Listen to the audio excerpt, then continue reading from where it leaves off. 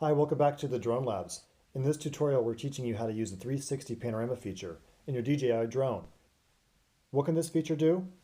You can take a scenic tour of this rock formation, or make a trippy tiny planet view of your neighborhood. You can post video tours directly to your social media and watch those heartbeats start rolling in. To get started, connect to your drone. I'm using the DJI Spark here with some of my accessories. I highly recommend the Polar Pro polarized filter and the OTG cable for a much more reliable connection. And I've got my master air screw stealth propellers here. We've got some other videos on our channel reviewing these products, so please hit subscribe and check those out below. Let's power up. I'm using the Spark here, but the panorama feature is also available on the Mavic and Phantom models. Takeoff. Once you're up to the altitude you want to shoot the panorama at, go into your camera settings. That's the three lines under your shutter button. That submenu has three icons across the top. Choose the middle icon for your camera settings and go down to the last option for panorama. And in that submenu, choose the sphere. And you'll notice that the shutter button then turns into a globe icon. When you're ready to go, just tap that globe icon. The drone takes over and starts shooting a series of 46 pictures automatically. When the drone magic is done, you'll get a panorama captured successfully icon. From there, you can switch your camera settings back to the single shot mode using the same menus, and then bring the drone on home. Once you land the drone, leave it powered on and connected to your phone because you'll need to use the Go4 app for some processing. Go into your playback viewer, that's the small arrow in the lower right corner of your screen, and that shows your photo library. You'll see the panorama photo has a small globe icon in the corner, indicating that that is a 360 panorama photo. Tap on it, and the drone magic starts stitching those photos together into your 360 panorama. Once that processing is finished, here's what it looks like. And if you tap on that screen, it will drop you into the 360 pano, and you can use your finger to zoom and pan around. So that's pretty cool, but right now the panorama only exists in your Go4 app. It's not in a format that you can save or share. So we've got to do a few more steps. And hey, look, I didn't program this thing, but let's just get through it here. The next thing you need to do is to click on the little circle icon in the upper right.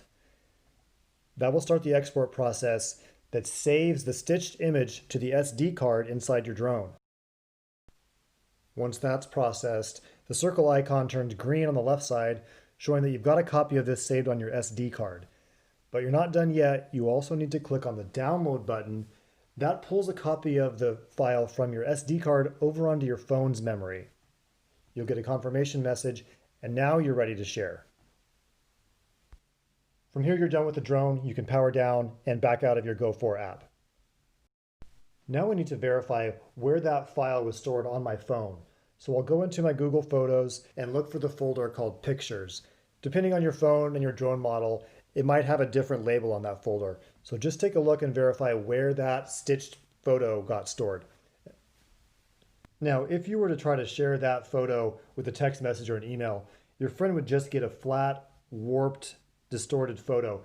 They wouldn't get the full 360 experience. If you want to share the full 360 rendering, you'll need to post it to a shared site. I use kula.co.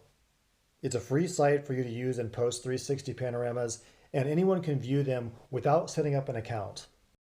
Once you register, click the hamburger icon in the upper left and scroll down to Upload Single 360 Image. It will ask you to select the image from your phone. You'll make your way to the folder location that you noted earlier, select the 360 pano image, and upload. There you have it. Your 360 rendering is available. You can use your finger to scroll around, zoom around, and pan in and out. There's some additional features and tools here that we'll go through on another video. But for now, just hit post it in the lower right. Once you post it, you'll get a confirmation message, and that green button will create a link that you can use to share. Ignore all this, just scroll down and hit the link button. One tap will copy that whole link. Now you're almost ready to share. Back out of this browser window and go into your text messages, and you can share that link with anyone. They do not need to have a kula.co account. I'm going to send this link to my work phone and show you what it looks like on the receiving end. When your friend receives the text message, it looks like any other photo link. They can tap on it, and it will take them to the Kula.co website. They do not need to register. It will just drop them right into the 360 pano. They can scroll around with their thumb.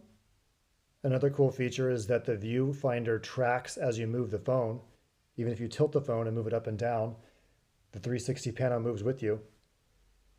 And the receiver can also just use the phone still and pinch and zoom on the screen.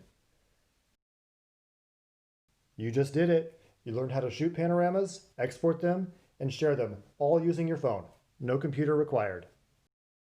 We'll have some future videos looking at the advanced features of the 360 panorama, including custom video tours, and even setting up your 360 panos to be viewable in a VR headset. And of course, posting straight to your Instagram. Let us know in the comments below what you'd like to see. Thanks for watching. If you like the tips, please hit subscribe below and check out our other videos.